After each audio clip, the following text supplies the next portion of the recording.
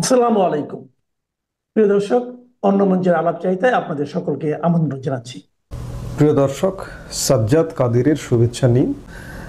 আমরা বেশ কিছুদিন যাবতই বাংলাদেশের পরিবর্তিত পরিস্থিতির পর থেকেই শুনছি যে ভারতের সবচেয়ে সংবেদনশীল ভূমি নিয়ে ভারত একটা বাড়তি প্রস্তুতি নিচ্ছে, যে বাংলাদেশ দিয়ে চিকেন স্নেকের সবচেয়ে সরু করিডোর হচ্ছে 20 থেকে 22 কিলোমিটার। এই 20-22 কিলোমিটার ভূমিকে কেন্দ্র করে ভারতের 7টি রাজ্যের যোগাযোগ আবর্তিত হয়, যেখানে প্রায় 4.5 কোটি মানুষ বসবাস করে। এই 7টি রাজ্যকে কোনোভাবেই বাংলাদেশের জন্য অরক্ষিত করতে পারে না ভারত, তারই প্রস্তুতি চলছে।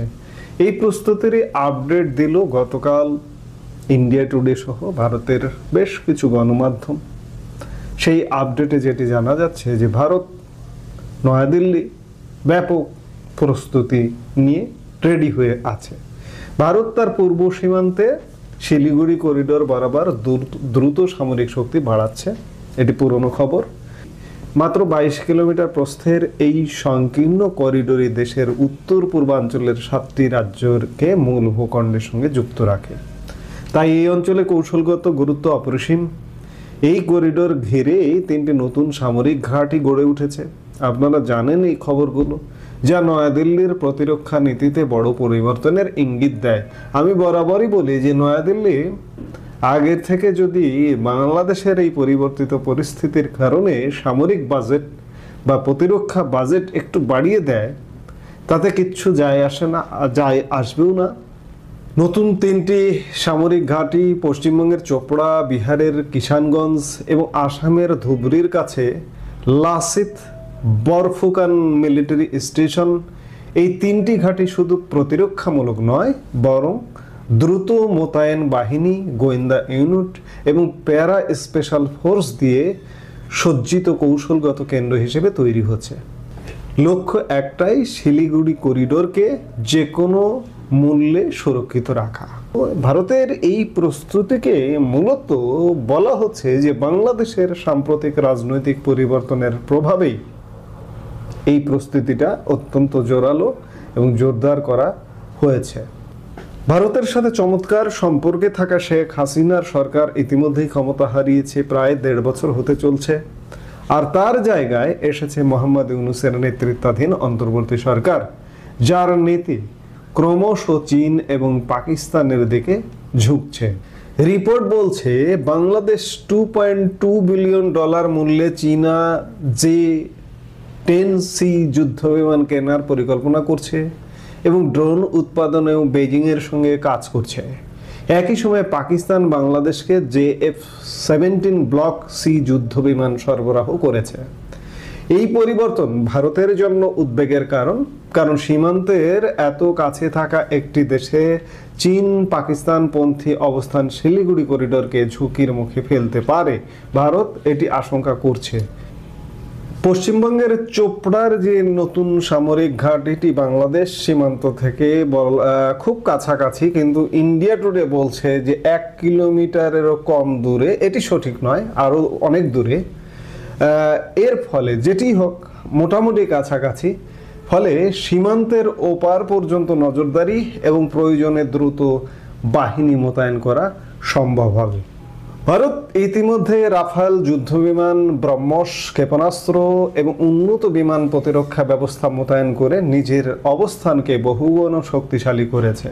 প্রতিরক্ষা বৃত্ত এখন আর শুধু প্রতিক্রিয়াশীল নয়, প্রয়োজনে সক্রিয়ভাবে আধিপত্য প্রতিষ্ঠার লক্ষ্যেই সাজানো। ভারত মোটামুটি বাংলাদেশের সাথে যে পররাষ্ট্র নীতি, পররাষ্ট্র অবস্থা, সেখানে কূটনৈতিক সম্পর্কের উপরে শুধুমাত্র আস্থা রাখছে না, ভারত সামরিক শক্তির উপরেও আস্থা তৈরি করবার চেষ্টা করছে। এই সামরিক শক্তির উপর আস্থা তৈরির চেষ্টা থেকেই চিকেন স্নেক সবচেয়ে সংবেদনশীল। অন্য এলাকা যেটি হোক না কেন, বিশেষ করে 7টি রাজ্যের 4.5 কোটি মানুষের জীবন, এই ভারতের অন্যাঞ্চলের সঙ্গে যুক্ততা, ভারতের ব্যবসা বাণিজ্য থেকে শুরু করে বিভিন্ন কিছু, এই 22 কিলোমিটারকে সুরক্ষা দেবার জন্য ভারত ব্যাপক প্রস্তুতি নিয়ে বসে আছে। অনেকে অনেক কথাই বলেন যে ভারত অমুক তারিখে হামলা করবে, অমুক তারিখ দিয়ে আসলে বাংলাদেশে বা যে কোনো জায়গায় পৃথিবীর কোথাও কোনো তারিখ দিয়ে হামলা হয়েছে, আগাম ঘোষণা দিয়েছে যে অমুক দিন অমুক তারিখে হামলা হবে। এই যে মার্কিন যুক্তরাষ্ট্রের ডোনাল্ড ট্রাম্প প্রশাসন একটি মাত্র হামলা করেছে ইরানে, আপনি জানতেন বা কেউ জানতো যে ওই দিন ইরানে হামলা হবে? এগুলো বলে কয়ে হয় না। এই যে ভারত পাকিস্তানে গত 6 মে দিবাগত মধ্যরাতে যে হামলে পড়লো, কেউ কিছু জানতো? গোয়েন্দারা ছাড়া বেসামরিক লোকজন কি জানতো? জানে না। কিন্তু বিভিন্ন মাধ্যম থেকে, বিভিন্ন জায়গা থেকে গুজব ছড়ানো হয় যে অমুক দিন অমুক তারিখ দিয়ে হামলা করা হবে। তারিখ দিয়ে হামলা হয় না। ভারত প্রস্তুতি নিয়ে বসে আছে, আপনি বাড়াবাড়ি করবেন আপনাকে পুটিয়ে দেবে। যাই হোক, চিকেন স্নেক নিয়ে ব্যাপক তৎপরতায় ভারত, এটি আমাদের মাথায় রেখে চলতে হবে। কোনো ধরনের উল্টাপাল্টা হলে কিন্তু আমাদের দিকে ধেয়ে আসবে, এটিও মাথায় রেখে চলতে হবে। ডিসেম্বর মাস, এই ডিসেম্বর মাস বাংলাদেশে আগস্ট এবং ডিসেম্বর দুইটা মাসই বাংলাদেশের জন্য আজকে 3-4 যুগ ধরে খুব রাজনীতির মাঠে একটি গরম মাঠ থাকে। আওয়ামী লীগ বিএনপি যখন এরকম চলছিল, তখন আওয়ামী লীগ সরকার ক্ষমতায় আসলে বিএনপি আন্দোলন করে এবং আন্দোলনের জন্য ডিসেম্বর খুঁজে নেয়। আবার বিএনপি সরকার ক্ষমতায় থাকলে আওয়ামী লীগ ডিসেম্বর মাসকে টার্গেট করে, এই ডিসেম্বরে সরকার ফেলে দিব, এরকম বিষয়গুলো খুব, এবং ডিসেম্বরে লাগাতার হরতাল অবরোধ, সে ট্রেডিশন আস্তে আস্তে কেটেছিল। কিন্তু এবারের ডিসেম্বর একটু ভিন্ন ডিসেম্বর। এবারের ডিসেম্বরে বাংলাদেশের নির্বাচনী তফসিল, সেই তফসিলে বিএনপি খুব জটিল পরিস্থিতির মধ্যে দিয়ে অংশ নেবে। তার চেয়েও জটিল একটা রূপ আছে জামাত ইসলামীর মধ্যে। জামাত ইসলামী এবারকেই তারা শেষ সুযোগ হিসেবে মনে করে। পাশাপাশি বাংলাদেশে বড় একটা রাজনৈতিক শক্তি, যাদের শক্তিশালী সমর্থক গোষ্ঠী রয়েছে, সেই আওয়ামী লীগ এই নির্বাচনে নাই। ফলে আওয়ামী লীগ শুধু নির্বাচনের দিন নির্বাচনে বাধা দিবে সেরকম নয়। আওয়ামী লীগ তার অবস্থান থেকে আন্তর্জাতিক পত্রপত্রিকার খবর ঘোষণা করছে যে আওয়ামী লীগ ছাড়া দেশে কোনো নির্বাচন হবে না, নির্বাচন হতে দেবে না। সেটি একটি বড় শক্তি। আরেকটি শক্তি আছে, সেটি হলো জাতীয় পার্টি। এই জাতীয় পার্টিরও একটি বড় ভোট ব্যাংক রয়েছে। সেই ভোট ব্যাংকে জাতীয় পার্টির অবস্থান কি হবে? জাতীয় পার্টি বলছে যে তাকে যেমতেন প্রক্রিয়ায় নির্বাচনে নেওয়ার চেষ্টা করলে সেই নির্বাচনে অংশ নেবে না, বরঞ্চ এই দলটি এই সরকারের অধীনে নিরপেক্ষ নির্বাচন হবে না সেই কথা বলছে। তবে সবকিছু ছাপিয়ে জটিলতার দিক থেকে যাচ্ছে বিএনপির অবস্থান। বিএনপি নির্বাচন আসা পর্যন্ত কোন কৌশল নেয়? জামাতের কৌশল জামাতের কাছে, তবে বিএনপিরও একটি ভিন্ন কৌশল আমরা ডিসেম্বর মাসে দেখতে পারি। কিন্তু এই সব কিছু মিলিয়ে আওয়ামী লীগ, বিএনপি, জাতীয় পার্টি, জামাত ইসলামী, এই সব কিছুর মূল চাপটা সামলাতে হবে এই নড়বড়ে, দুর্বল, ক্ষয়িষ্ণু এবং একেবারে ক্ষমতার শেষ বিন্দুতে থাকা, সময়ের শেষ বিন্দুতে থাকা ডক্টর মোহাম্মদ ইউনূসকে। আরো কিছু শক্তি, খুবই শক্তিশালী শক্তি আছে, আপনারা জানেন। সেই শক্তিরা তাদের জানান তারা কিভাবে দেবে। আকাশে বাতাসে বহু গুঞ্জন। সে সময় যখন দিল্লি থেকে এমন ঘোষণা আসছে যে তারা যে কোনো সময় প্লেন চান, তারা চলে আসতে চান, চলে আসলে পরে তারা চ্যালেঞ্জ জানাচ্ছেন সেটা কিভাবে ফেরাবে, এবং নির্বাচন নিয়ে তাদের কথাবার্তা চলছে। এসবের মধ্যে দিয়ে তফসিল ঘোষণার পর পরবর্তী অবস্থা এবং যেসব অডিও রেকর্ড আমরা সোশ্যাল মিডিয়ায় দেখতে পাচ্ছি, সেসব অডিও রেকর্ডে যেসব ঘোষণা, প্রস্তুতির কথা বলা হচ্ছে, ডিসেম্বর মাস জুড়ে প্রস্তুতির কথা বলা হচ্ছে, নিশ্চিতভাবেই সেগুলো বাংলাদেশের রাজনীতির আকাশে বাতাসে কোনো স্বস্তির নিঃশ্বাস ফেলার মতো না। অবস্থা যদি সত্যিকার অর্থে এরকম জটিলতার দিকে যায় এবং সংঘাত, সংঘর্ষ, আপনারা অনেকেই জানেন দেশের ভিতরে প্রচুর অস্ত্র রয়েছে। আমি একটা বিচ্ছিন্ন নিউজে দেখলাম যে নির্বাচনের তফসিল ঘোষণার পরে বাংলাদেশে অবৈধ অস্ত্র উদ্ধার অভিযান শুরু হবে। এটি একটি বড় প্রশ্ন তৈরি করতে পারে যে কেন, কি কারণে তফসিল ঘোষণা করা পর্যন্ত অপেক্ষা করতে হবে। আমরা যদি জানি যে দেশে এখন এখানে অস্ত্র আছে, এর কাছে আছে, কার কার কাছে আছে সেটাও যদি আমরা জেনে থাকি, কি কি অস্ত্র আছে সেটাও যদি জেনে থাকি, তাহলে আমাদের কেন অমাবস্যা পূর্ণিমার জন্য অপেক্ষা করতে হবে? দেশের সরকারের দায়িত্ব কি এখন নয় তখন? এই যখন দেশের সার্বিক সিচুয়েশন, তখন এই ডিসেম্বর মাস, চ্যালেঞ্জিং ডিসেম্বর মাস, শুধু ডক্টর ইউনূসের জন্য নয়, পুরো দেশের জন্য এই ডিসেম্বর মাসটা এবার একটা ঝড়ো মাস হয় কিনা। আমি জানি সারা দেশের বিএনপি নেতাকর্মীদের, যারা প্রকৃত অর্থেই বিএনপির সমর্থক, নিবেদিত প্রাণ কর্মী নেতা, এবং অন্যান্য রাজনৈতিক দলও যারা সুস্থ ধারার রাজনীতি করেন এবং সেই সঙ্গে যারা রাজনীতি করেন না, বাংলাদেশের নাগরিক, সবারই কম বেশি মন খারাপ। দেশের একজন অত্যন্ত গুরুত্বপূর্ণ নেত্রী, জাতীয় নেত্রী বেগম খালেদা জিয়া ভীষণ রকমের অসুস্থ। দীর্ঘদিন যাবৎ তিনি অসুস্থ, দীর্ঘদিন তিনি কারাভোগ করেছেন। শরীর মনের উপর দিয়ে অনেক স্ট্রেস যাচ্ছে তার, এবং তার অবস্থা অত্যন্ত সংকটাপন্ন। দেশের বাইরে নিয়ে যাওয়ার চেষ্টা হচ্ছে। সঙ্গত কারণেই সবার খুব মন খারাপ। রাষ্ট্রপতি তার জন্য দোয়া চেয়েছেন, প্রধান উপদেষ্টা তার জন্য দোয়া চেয়েছেন, উপদেষ্টা পরিষদে তার জন্য দোয়া চাওয়া হয়েছে, সারা দেশের মানুষ তার জন্য দোয়া করেছেন। বাংলাদেশের গণতান্ত্রিক সংগ্রামে বেগম জিয়ার যে অবদান, আপোষহীন অবদান, সেটা সবাই অত্যন্ত শ্রদ্ধার সঙ্গে স্মরণ করেন। তিনি তিনবারের প্রধানমন্ত্রী ছিলেন, বিরোধী দলের নেত্রী ছিলেন, এবং ব্যক্তিগতভাবে এই নেতৃত্বে থাকাকালীন সময়ে কখনো কোনো রকমের বিতর্কের মধ্যে তিনি নিজেকে জড়াননি, কোনো রকমের অপ্রাসঙ্গিক কথাবার্তা বলে নিজেকে খেলো করে তোলেননি, অন্তত তার যারা প্রতিদ্বন্দ্বী ছিলেন তাদের তুলনায়। এই খারাপ সময়েও যেহেতু আলোচনাটা রাজনৈতিক বিষয় নিয়ে আমার, এবং যেহেতু তার জন্য দোয়া করা ছাড়া ব্যক্তিগতভাবে আমার কিছু করবার নেই, তাকে সুস্থ করবার দায়িত্বটা সম্পূর্ণরূপে তার চিকিৎসকদের উপরে এবং সৃষ্টিকর্তার উপরে নির্ভর করে। রাজনৈতিক বিষয়ে কিছুটা আলোচনা করতেই হচ্ছে, এবং মূল কথা যেটা আমি বলতে চাইছি, যেটা আমি অনেক দিন ধরে বলছিলাম, যে ফেব্রুয়ারি মাসে বর্তমান সরকারের অধীনে আমি কোনো নির্বাচন দেখি না। আমি আমার কথার আবারও পুনরাবৃত্তি করছি। আমি বরাবরই বলে এসেছি, যদি কোনো নির্বাচন হয় সেটা একটা ফার্সিক্যাল ইলেকশন হবে, সেটা হয়তো 2014, 18 বা 24, কিংবা তারও পেছনে যদি যাই 1996 সালের ফেব্রুয়ারি, কিংবা 1986, 1988-এর মতো একটা নির্বাচন হবে। এবং আদতেই আমি এখন আর কোনো নির্বাচন দেখি না। অনেকে অবাক হতে পারেন কেন আসলে দেখি না। যারা অবাক হন, আমি আসলে তাদের কাছে পাল্টা প্রশ্ন ছুড়তে চাই, কেন আপনি নির্বাচন দেখেন, কোন বিবেচনায় দেখেন, নির্বাচনের কি প্রস্তুতি আছে, সরকারের কি সদিচ্ছা আপনি দেখতে পান, রাজনৈতিক দলগুলোর মধ্যে নির্বাচন কেন্দ্রিক কী ধরনের তৎপরতা আপনি দেখতে পান। হ্যাঁ, অনেকেই বলতে পারেন যে বিএনপি তো নির্বাচনের ট্রেনে উঠে গেছে। আমি বরাবর বলে এসেছি যে নির্বাচনটা আসলে অনেক আগেই হয়ে যাওয়া উচিত ছিল, কারণ গত 14 মাসের দেশের অর্থনীতি, রাজনীতি যেভাবে ক্ষতিগ্রস্ত হয়েছে, নিরাপত্তা যেভাবে সংকটের মুখে পড়েছে, এই নির্বাচন অনেক আগেই হয়ে যেতে পারত। এবং আমি একথাও বলেছি যে ডিসেম্বরের মধ্যে আসলে নির্বাচনটা হওয়া উচিত ছিল, এবং বিএনপির আসলে এখান থেকে ফেরা উচিত হয়নি, মানে এখান থেকে শিফট করা উচিত হয়নি। যে কারণেই লন্ডনে যখন প্রধান উপদেষ্টার সঙ্গে বিএনপির ভারপ্রাপ্ত চেয়ারম্যানের, তখনই আমি বলেছিলাম যে বিএনপি ট্র্যাপড এবং তারেক রহমান ভালনারেবল। আমার ভিডিও বা ব্লগের শিরোনাম এটা ছিল, আপনাদের স্মরণ থাকবার কথা। আজকেই আপনারা দেখেছেন যে সামাজিক যোগাযোগ মাধ্যমে বিএনপির ভারপ্রাপ্ত চেয়ারম্যান একটা স্ট্যাটাস দিয়েছেন, তার মায়ের জন্য দোয়া, তার মায়ের জন্য যারা চিকিৎসক সহ অন্যদেরকে ধন্যবাদ, কৃতজ্ঞতা, প্রধান উপদেষ্টাকে ধন্যবাদ, এগুলো আছে। কিন্তু ওই বিবৃতির শেষ প্যারাটি অত্যন্ত গুরুত্বপূর্ণ। অনেক দিন ধরেই এই প্রশ্ন, এই আলোচনা আমরা শুনছি, তিনি আসবেন, তার দলের নেতারা বলছেন, বিশেষ সময় বেঁধে দিচ্ছেন, বিশেষ দিনের কথা তারা বলছেন, কিন্তু মিস্টার রহমান দেশে ফিরছেন না।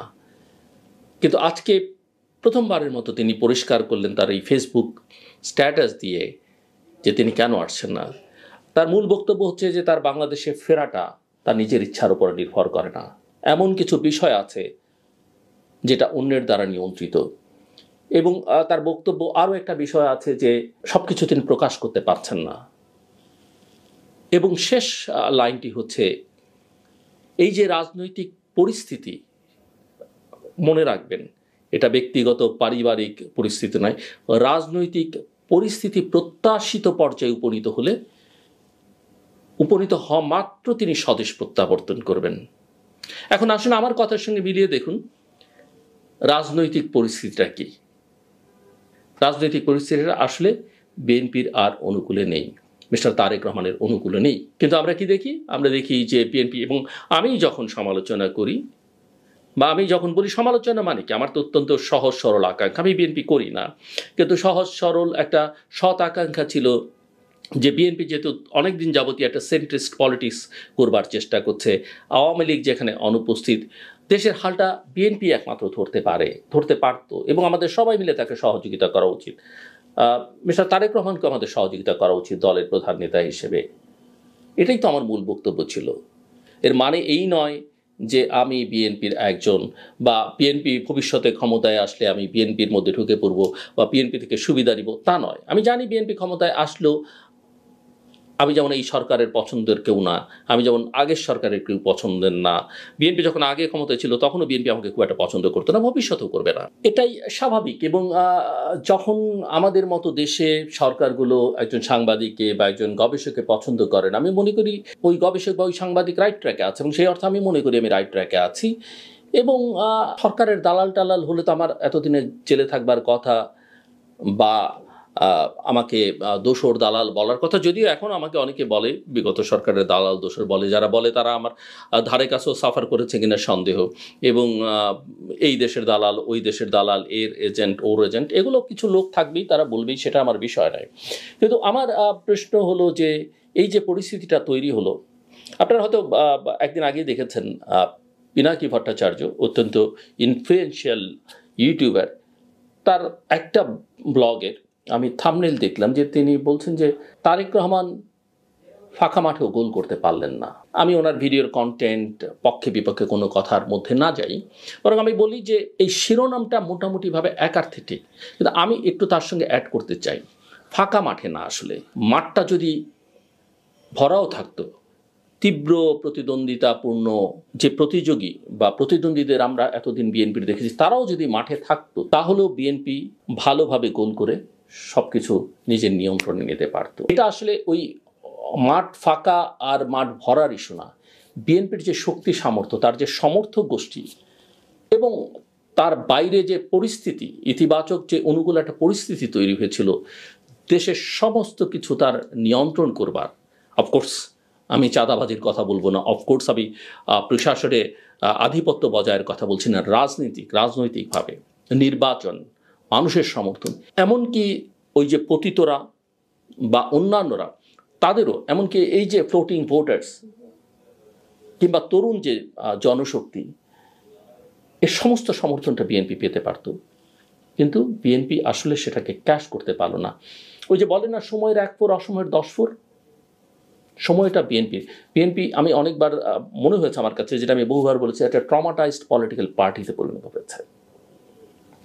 বেগম জিয়া অসুস্থ মূল নেত্রী, আরেক মূল এবং গুরুত্বপূর্ণ এই মুহূর্তে নেতা তিনি দেশের বাইরে। এর বাইরে যে নেতৃত্ব, আমি সবাইকে বলছি না, উইথ ডিউ রেসপেক্ট, আমার কাছে মনে হয়েছে যে অফকোর্স বিএনপির, আমি যারা মন দিয়ে বিএনপিকে ভালোবাসেন কর্মীদের কথা বলছি না, তারা আসলে রাজনীতিটা করছেন না। রাজনীতিটা থাকলে পরিস্থিতিটা আজকে বিএনপি ক্ষমতায় থাকতো, নিরঙ্কুশ একটা সংখ্যাগরিষ্ঠতা নিয়ে ভালোভাবে দেশ শাসন করতে পারতো, সব কিছু বিএনপি নিয়ন্ত্রণে থাকতো। কিন্তু আমার কাছে মনে হয়েছে যে কিছু ছোটোখাটো ব্যতিক্রম বাদ দিয়ে বিএনপির একটা নেতৃত্বের বড় অংশই আসলে বিএনপিকে তারা দেখছেন একটা ডিম পাড়া হাঁস হিসেবে, এবং ডিমটাকে তারা নিচ্ছেন, নিজেদের ভবিষ্যৎ আখের গোছাবার চেষ্টা করছেন, কিন্তু হাঁসটাকে যে বাঁচিয়ে রাখতে হবে সেই চিন্তাটা তাদের মধ্যে নেই। আমি বুঝতেই পারি না, আমার কাছে মনেই হয় না যে সবাই খুব সিরিয়াসলি পলিটিক্সটা করেন। বিএনপিটাকে টিকিয়ে রাখতে হবে, শক্তিশালী করতে হবে, এগিয়ে নিয়ে যেতে হবে, এটা এখন একেবারেই অনুপস্থিত। অথচ তাদের জন্যে এত সুবর্ণ সুযোগ বিএনপির রাজনৈতিক ইতিহাসে কখনো আসেনি। সবার শ্রদ্ধা পাওয়া, ভালোবাসা, রাইট ডিরেকশনে দেশটাকে নিয়ে যাওয়া, 54 বছরে যত আজে বাজে কাজ আমরা সবাই মিলে করেছি, সেগুলো থেকে একটা ভালো জায়গায় নিয়ে যাবার যে সুযোগ বিএনপির কাছে এসেছিল, সেটা তারা হেলায় নষ্ট করেছেন। আমি জানি না ভবিষ্যৎ কি, নির্বাচন দেখি না। আবারও বলি, এই সরকারের অধীনে নির্বাচন হতে পারে 3 মাস পরে, 6 মাস পরে, এমনকি ফেব্রুয়ারির আগেও হতে পারে, সময় নেই, কথার কথা বলছি। কিন্তু এদের অধীনে আসলে কোনো নির্বাচন এদের পক্ষে করা সম্ভব না। এরা নানা চক্রের মধ্যে ঢুকে পড়েছে, নানা ষড়যন্ত্রের মধ্যে লিপ্ত হয়ে পড়েছে। বিএনপি সেই টোপে পড়েছে। এখন দেখেন, গত বেশ কিছুদিন আমরা দেখলাম জামাত, বিএনপি, এনসিপি সবার হইচই, ওর সঙ্গে জোট করছে, এটা করছে, ওটা করছে। গত কয়েকদিন ধরে সব কিছু থমথমে, অতি উত্তেজনাজনক, বিপজ্জনক, অতি থমথমে ভাবটাও কিন্তু ভয়ঙ্কর। সংকট সেখানেই। এর মধ্যে আমরা দেখছি আমাদের নিরাপত্তা উপদেষ্টা কখনো দোহায়, কখনো যুক্তরাষ্ট্রে, কখনো দিল্লিতে ছুটাছুটি করছেন। মার্কিন ভারপ্রাপ্ত রাষ্ট্রদূতের সঙ্গে তার বৈঠকের খবর কোনো একটি কাগজ আজকে দেখলাম। নানা বিষয় নিয়ে তারা কথা বলছেন, বলতেই পারেন, কিন্তু মূল কথা ওদিক থেকে সাবেক প্রধানমন্ত্রী শেখ হাসিনা, যাকে দেশ ছেড়ে পালিয়ে যেতে হয়েছিল, তিনি অসংলগ্ন কথাবার্তা বলছেন। তারও কোনো রাজনীতি নেই। এই রাজনীতিটা আসলে গত 14-15 বছর তিনি করেননি। তিনি আমলা, পুলিশ, অন্যান্যদের উপরে নির্ভর করেছেন। নির্ভর করে দলটাকে শেষ করেছেন, দেশটাকে তো একেবারেই শেষ করেছেন। কিন্তু দলটাকে, এই যে তাদের লক্ষ লক্ষ নেতা কর্মীর জন্য একটা নিরাপদ জীবন তৈরি করার, এখান থেকে একটা শিক্ষা নিয়ে দলটাকে আবার পুনরুজ্জীবনের যে একটা চেষ্টা করা উচিত, সুস্থ ধারার একটা রাজনীতি মাপটাপ চেয়ে করা উচিত, বা কাউকে সামনে ঠেলে, সেটা তিনি করছেন না। ক্রমাগত তিনি অসংলগ্ন কথাবার্তা বলে যাচ্ছেন, এবং আমি মনে করি তার নেতা কর্মীদের, দলটাকে আরও বেশি ঝুঁকির মধ্যে তিনি ফেলে দিচ্ছেন। সব মিলিয়ে আমি মনে করি, এবং দেশের অর্থ আমি মনে করি যে রাজনীতি আদালত দিয়ে যেটা শেখ হাসিনা করেছেন, কিংবা এক্সিকিউটিভ অর্ডারে নিষিদ্ধ করা যায় না। রাজনীতি নিষিদ্ধ করা বা কাউকে রাজনীতি করতে দেয়া, তার জন্য পথ অবারিত করে দেয়া, সেটা জনগণের কাজ, এবং জনগণকে সেই সুযোগটা করে দেয়াই হচ্ছে সরকারের কাজ। সেটা বাংলাদেশে অনুপস্থিত। তো আমার কাছে মূল কথা হচ্ছে যে আগামী কয়েকদিন, কয়েক সপ্তাহ বাংলাদেশের জন্য তো বটেই, এমনকি দক্ষিণ এশিয়ার জন্য অত্যন্ত ঘটনাবহুল হয়ে উঠতে পারে, এবং সেই ঘটনাবহুল পরিস্থিতির মধ্যে বাংলাদেশ কোথায় গিয়ে দাঁড়াবে আমরা কেউই জানি না। কিন্তু এখানে যদি একটা জনগণের সরকার থাকতো, নির্বাচিত সরকার থাকতো, এখানে যদি একটা সঠিক রাজনীতি থাকতো, পরিস্থিতিটা অন্যরকম হতে পারত। তারপরও প্রত্যাশী আমরা, হয়তো ধ্বংসস্তূপের মধ্য দিয়ে মানুষ ঘুরে দাঁড়ায়, একটা দেশ ঘুরে দাঁড়ায়, একটা খারাপ পরিস্থিতির মধ্যে একটা ইতিবাচক ধারা তৈরি হয়, সেটার জন্য আমাদের আসলে অপেক্ষা করতে হবে। বিএনপি কথায় আবার ফেরত আসি, ওই যে অনেক সময় আমরা বলি যে ঘুমিয়ে স্বপ্ন দেখা আর জেগে স্বপ্ন দেখার মধ্যে পার্থক্য। স্বপ্ন দেখতে হয় জেগে, ঘুমিয়ে আপনি স্বপ্ন দেখতে পারেন, সেই স্বপ্ন আপনি নিয়ন্ত্রণ করতে পারবেন, কিন্তু জেগে থেকে যে স্বপ্ন মানুষ দেখে, সেই স্বপ্ন তার নিয়ন্ত্রণ করবার সক্ষমতা থাকে। বিএনপি যে ক্ষমতায় যাবার বা নির্বাচনে বিজয়ী হবার যে স্বপ্ন তার নেতাকর্মীদের, সেটাকে নিয়ন্ত্রণ করবার চেষ্টাটা বিএনপি করেনি। শুধু স্বপ্ন দেখলে হয় না, জেগে থেকে সেই স্বপ্নকে বাস্তবায়ন করবার জন্য শ্রম দিতে হয়, কাজ করতে হয়, চিন্তা করতে হয়, সেটাই অনুপস্থিত দেখেছি আমি। সব কথা শেষ কথা, যা হবার তা তো হবেই। আমরা যতটা পারি আমাদের অনুকূলে পরিস্থিতিটা নিয়ন্ত্রণে নেবার চেষ্টা করব, কিন্তু আমরা সবাই দেশের অত্যন্ত গুরুত্বপূর্ণ একজন নেত্রী, যিনি বাংলাদেশের জন্য কাজ করেছেন দীর্ঘকাল, বেগম খালেদা জিয়া। আসুন সবাই মিলে আমরা দল মত নির্বিশেষে সবাই মিলে তার জন্য দোয়া করি, তার আরোগ্য কামনা করি, তিনি সুস্থ হয়ে উঠুন। হয়তো তিনি আগের মতো আর রাজনীতিতে অ্যাক্টিভ হতে পারবেন না, কিন্তু আমাদের পরিবারের অভিভাবক, আমাদের বাবা মারাও যখন অসুস্থ হয়ে যান এবং মৃত্যু সজ্জায় থাকেন, কোনোভাবে বেঁচে থাকাটাও সন্তানদের জন্যে অনেক সময় একটা বড় শক্তি। আমি মনে করি অন্তত দেশের জন্য তিনি, অবশ্যই বিএনপির জন্য তো বটেই, দেশের জন্য তিনি একটা বড় শক্তি, এবং তিনি সুস্থ হয়ে উঠুন, এই দোয়া আমরা সবাই মিলে করি। শেখ হাসিনাকে চূড়ান্তভাবে শেখ রেহানা টেনে হিস্ট্রে গাড়িতে ওঠান, এই বিষয়গুলো নিয়ে এই মুহূর্তে কথা বলবো। আগের দিন 4 আগস্ট নিরাপত্তা সংক্রান্ত জাতীয় কমিটির বৈঠক শেষে শেখ হাসিনা একটি বিবৃতি দেন। তিনি বিক্ষোভকারীদের সন্ত্রাসী ও অগ্নিসংযোগকারী হিসেবে অভিহিত করেন। বিবৃতিতে বলা হয়, যারা হিংসা চালাচ্ছে তারা কেউ ছাত্র নয়, সন্ত্রাসবাদী। এরা জাতিকে অস্থিতিশীল করে তুলতে চাইছে। তাই তিনি এই সন্ত্রাসীদের কড়া হাতে দমন এবং দেশের সার্বভৌমত্ব রক্ষা করতে দেশের মানুষের প্রতি আহ্বান জানান। তবে প্রধানমন্ত্রী শেখ হাসিনা ভারতে যাওয়ার দিন সকাল থেকেই গণভবনে শুরু হয়ে গিয়েছিল ব্যস্ততা। প্রধানমন্ত্রীর প্রিন্সিপাল সেক্রেটারি মোহাম্মদ তোফাজ্জল হোসেন মিয়া সকালে এসে হাজির। তার কিছুক্ষণের মধ্যেই আসেন সামরিক উপদেষ্টা মেজর জেনারেল অবসরপ্রাপ্ত তারিক আহমেদ সিদ্দিক। ডিজিএফআই ও এনএসআই প্রধানরা ফোনে জানান দেশের গুরুতর পরিস্থিতি, বিশেষ করে ঢাকার সর্বশেষ পরিস্থিতি। প্রধানমন্ত্রী এনএসআই প্রধানকে নির্দেশ দেন ঢাকার পরিস্থিতি নিয়ে আরও বিস্তারিত তথ্য সংগ্রহ করতে। সেই সঙ্গে পুলিশ সকাল থেকে জনতাকে নিয়ন্ত্রণ করতে কতটা কার্যকর ভূমিকা পালন করেছে সে সম্পর্কেও জানাতে বলেন। আধা ঘন্টার মধ্যে এনএসআই প্রধান ফোন করে শেখ হাসিনাকে বিস্ফোরক পরিস্থিতির দুঃসংবাদ শোনান। আরও জানান, সকালের দৈনিক সংবাদপত্রগুলোতে প্রকাশিত একটি ছবি ইন্ধন দিয়েছে পরিস্থিতির অবনতির।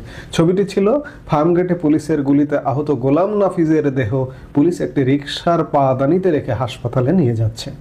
সব সংবাদপত্রের প্রথম পৃষ্ঠায় প্রকাশিত সেই অমানবিক দৃশ্যটি আওয়ামী লীগ সরকারের বিরুদ্ধে ঘৃণা ও গভীর বিতৃষ্ণা জাগিয়ে তোলে।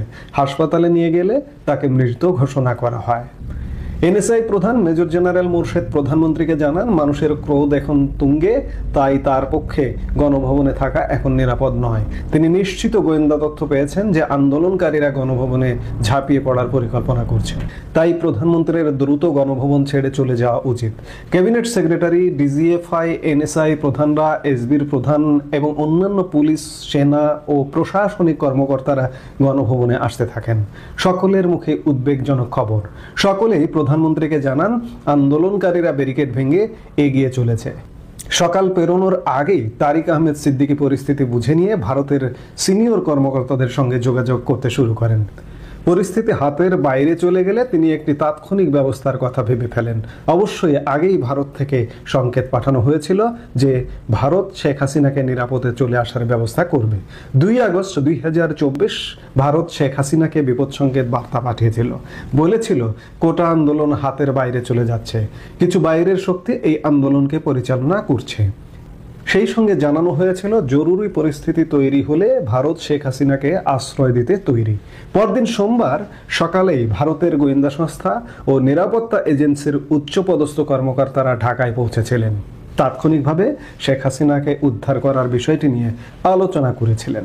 বাংলাদেশের সেনাপ্রধান ও বিমান বাহিনীর প্রধান এবং এনএসআই প্রধানকে বিষয়টি অবহিত করা হয়েছিল। এদিকে 5 আগস্ট দুপুরেই নৌ ও বিমান বাহিনীর প্রধানকে নিয়ে সেনাপ্রধান হাজির হন গণভবনে।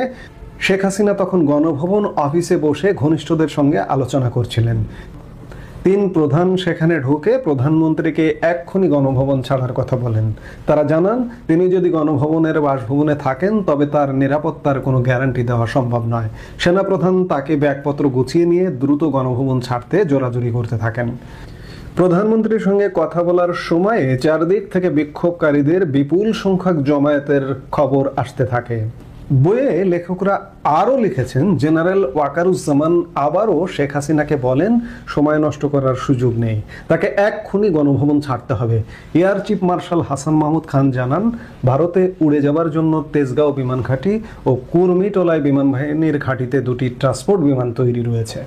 ভারতের এভিয়েশন কর্তৃপক্ষ ইতিমধ্যেই শেখ হাসিনাকে নিয়ে বিমানের ভারতের আকাশে প্রবেশের অনুমতি দিয়ে রেখেছিল, কিন্তু তখন পর্যন্ত শেখ হাসিনা গণভবন ছাড়তে সম্মত হচ্ছিলেন না।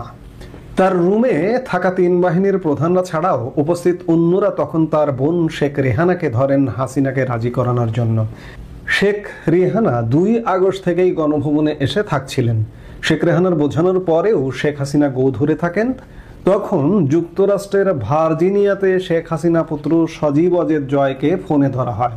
সজীব তার মাকে বলে গণভবন ছেড়ে এক্ষুনি ভারতে উড়ে যাও। তখনও তিনি তা খারিজ করে দেন। তিনি তার রুমে থাকা সকলের উদ্দেশ্যে বলেন, দেশ ছেড়ে যাবার চেয়ে মৃত্যু ভালো। এরপরই আসে ভারতের উচ্চ পর্যায়ের কর্মকর্তার ফোন। শেখ হাসিনার সঙ্গে খুব সংক্ষিপ্ত কথোপকথন হয়।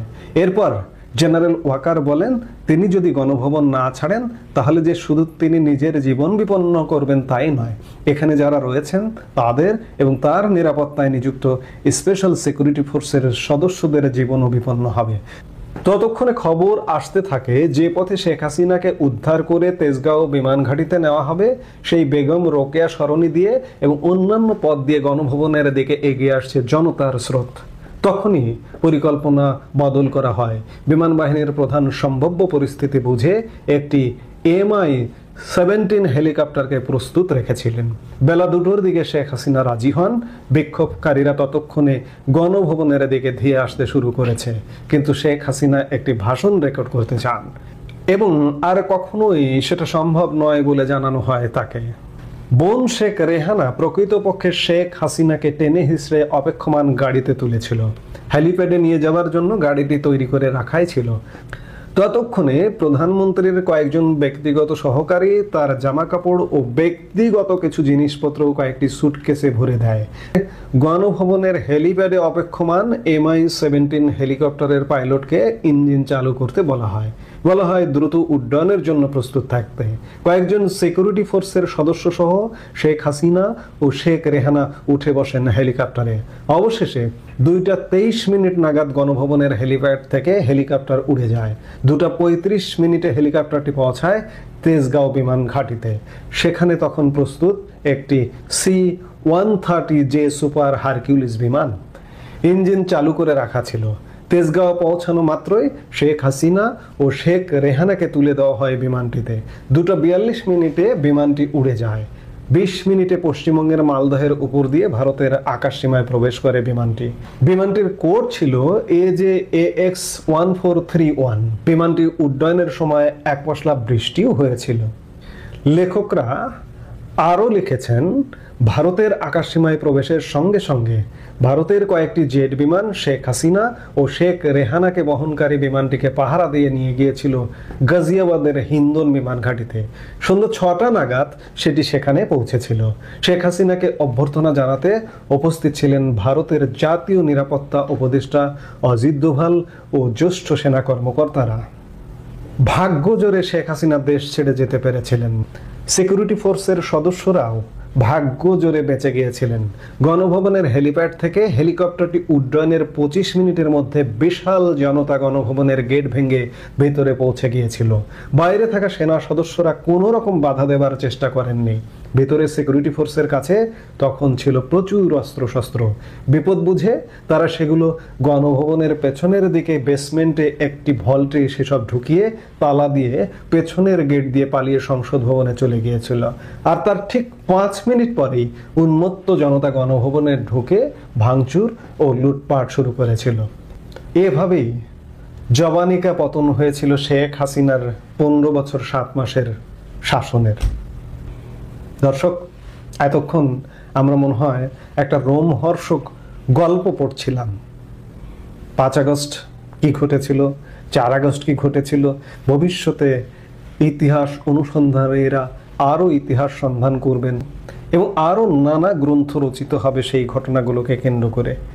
তবে এই যে এই গ্রন্থটি ইনশাল্লাহ Bangladesh the story of an unfinished revolution, এই গ্রন্থটি সম্ভবত এই ঘটনার উপরে প্রথম একটি গ্রন্থ এক মলাটে রচিত হয়েছে এবং এই গ্রন্থটির লেখক যারা দীপ হালদার, জয়দীপ মজুমদার, তারা ভারতীয় এবং বাংলাদেশের শহীদুল হাসান খোকন, তারা বলা যায় এই ঘটনার পায়োনিয়ার। অবশ্যই তারা সাধুবাদ পাবার যোগ্য। এই গ্রন্থটি বাংলাদেশের রকমারিতে পাওয়া যাচ্ছে, এই গ্রন্থটি আমাজনে পাওয়া যাচ্ছে, নানান অনলাইন গ্রন্থ বিক্রেতা প্রতিষ্ঠানে পাওয়া যাচ্ছে। তো আমরা অবশ্যই সাধুবাদ জানাই এই গ্রন্থটি যারা আমাদের হাতে পৌঁছে দিয়েছেন, সেই সময়ের ঘটনার পূর্বাপর বিশ্লেষণ করে আমাদের সামনে উপস্থাপন করেছেন। এজন্য